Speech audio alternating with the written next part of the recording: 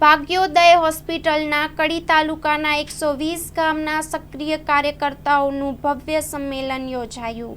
Story report by Ismail Ganchi, Kadi. એમાં એક મુદ્દો રહી ગયો છે. એમાં એક એવી વાત છે કે કોઈ એક ગામ હોય એમાં બે કાર્યકર્તાઓ છે, આપણા ભાગ્યોદયના છે. તો એ લોકોને ગામવાળા ગમે તે તકલીફ હોય તો તરત રાત્રે 12 વાગે પણ એમને જગાડી શકે છે.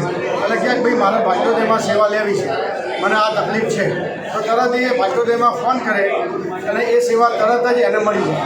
એટલે આ કેવું થાય કે ભાઈ આપણો છોકરો જે ડૉક્ટર હોય અને એ એના ત્યાં જવામાં આપણને કેવું લાગે કે ભાઈ મારા છોકરો ડૉક્ટર છે અને મને કોઈ તકલીફ પડે, એવી રીતે આપણે કરવા જઈ રહ્યા છીએ. એટલે આ આપણું ભાગ્યોદય હોસ્પિટલ એ દરેક ઘરે ઘરે જવા જઈ રહ્યું છે.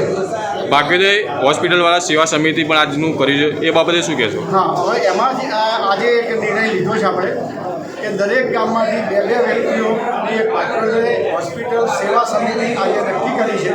એ લગભગ 2-4 દિવસમાં આપણે પૂર્ણ કરીશું અને એ દરેકની મિટિંગ લગભગ 150-200 માણસની મિટિંગ દર મહિને આપણે એક વખત કરીશું. અને એમાં ગામની કોઈ તકલીફ હોય, કોઈ પણ સજેશન હોય તો એ અમે સ્વીકારવા તૈયાર છીએ. આપણી બોડી એ આપણી હોસ્પિટલ, સૌની હોસ્પિટલ, એ આપણું સ્લોગન આજથી 22 વર્ષ પહેલાં આપેલું છે. એટલે એમાં કોઈ તકલીફ જ નથી. એટલે આ હોસ્પિટલ લોકોની જ સમજવાની વસ્તુ.